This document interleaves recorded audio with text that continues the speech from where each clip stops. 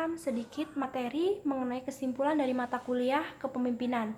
Nah, di sini kepemimpinan adalah kemampuan dan kesiapan yang dimiliki seseorang untuk dapat mempengaruhi, mendorong, mengajak, dan menuntun, menggerakkan, dan bila perlu memaksa orang lain agar menerima pengaruh tersebut yang selanjutnya berbuat sesuatu yang dapat membantu pencapaian suatu maksud dan tujuan tertentu. Adapun syarat kepemimpinan ada 3 hal dalam konsepsi kepemimpinan. Yang pertama, kekuasaan, di mana seseorang pemimpin harus menguasai kekuasaannya agar dapat mencakup suatu organisasi untuk mencapai tujuannya. Yang selanjutnya yaitu kewibawaan, di mana seorang pemimpin harus memiliki kewibawaan karena seorang pemimpin adalah seseorang panutan atau contoh bagi anggotanya. Selanjutnya yaitu kemampuan. Seseorang pemimpin harus memiliki kemampuan yang tinggi, intelektual, pengetahuan yang luas, karena seorang pemimpin adalah seseorang yang mampu memajukan dan mengembangkan suatu organisasinya demi kepentingan bersama, di mana seorang pemimpin memiliki tujuan dan fungsi kepemimpinan. Menurut Mutlihin 2008 menyatakan bahwa kepemimpinan sangat diperlukan oleh suatu organisasi untuk menggerakkan dan memotivasi seluruh anggota organisasinya agar bisa mencapai tujuan bersama. Sedangkan kepemimpinan yakni pelayan atau hadim, artinya bahwa pemimpin adalah pelayan bagi pengikutnya, karena pemimpin yang baik adalah pemimpin yang boleh berkhidmat dan menjadi pelayan bagi kaumnya. Nah, seorang pemimpin sejati mampu meningkatkan kemampuan dirinya untuk memuliakan orang-orang yang dipimpinnya, lebih bekerja keras, berpikir lebih kuat, lebih lama, dan lebih mendalam dibanding orang yang dipimpin. Pemimpin dalam Islam itu adalah pelayan umat. Pemimpin adalah pemandu yang memberikan arahan pada pengikutnya untuk menunjukkan jalan yang terbaik dan untuk selamat sampai tujuan. Fungsi utama pemimpin yakni mampu memimpin dan bekerja sama, membantu kelompok dalam mengorganisasian, membantu kelompok dalam menetapkan prosedur kerja, bertanggung jawab dalam mengambil suatu keputusan dan mengembangkan organisasinya.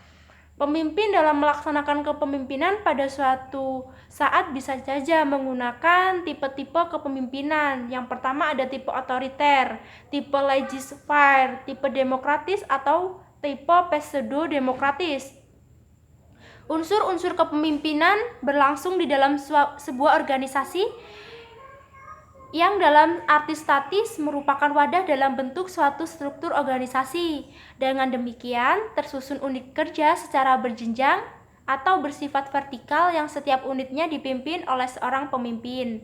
Sedangkan secara keseluruhan dipimpin seorang pemimpin puncak yang posisinya berada paling atas, di mana pemimpin dan manajer memiliki pengertian yang sangat berbeda.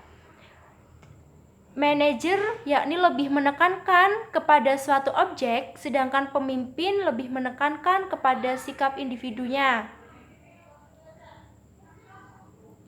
Pada dasarnya, keduanya sangat berbeda kenyataan, tetapi kenyataan di lapangan menunjukkan bahwa banyak pemimpin yang berperilaku seperti seorang manajer, walaupun mereka sendiri telah memiliki bawahan seorang manajer.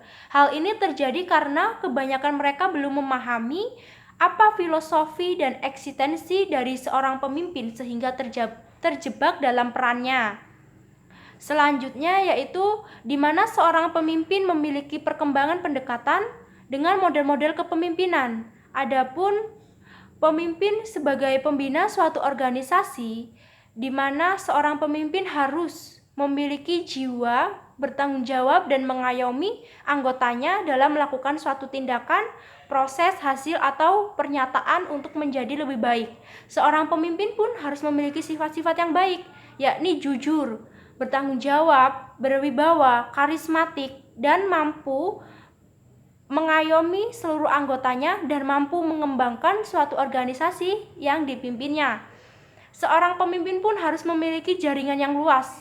Jaringan yang luas itu lebih kepada pemimpin itu harus memiliki jiwa sosialisasi yang tinggi agar mudah berinteraksi dengan organisasi satu dengan organisasi yang lainnya, di mana jiwa seorang pemimpin itu muncul bukan secara otomatis muncul, tetapi perlu dikembangkan melalui proses dari waktu ke waktu hingga mengkristal menjadi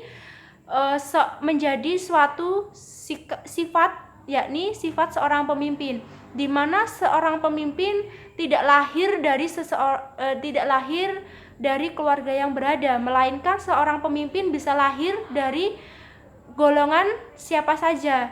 Misalkan tidak harus dari status orang yang kaya, tetapi seorang pemimpin pun dapat muncul di dalam status keluarga yang tidak berada, dimana jika seseorang itu memiliki jiwa kepemimpinan dan dapat memimpin organisasinya dengan baik, maka dia bisa dikatakan seorang pemimpin yang baik. Mungkin itu saja kesimpulan dari materi kepemimpinan.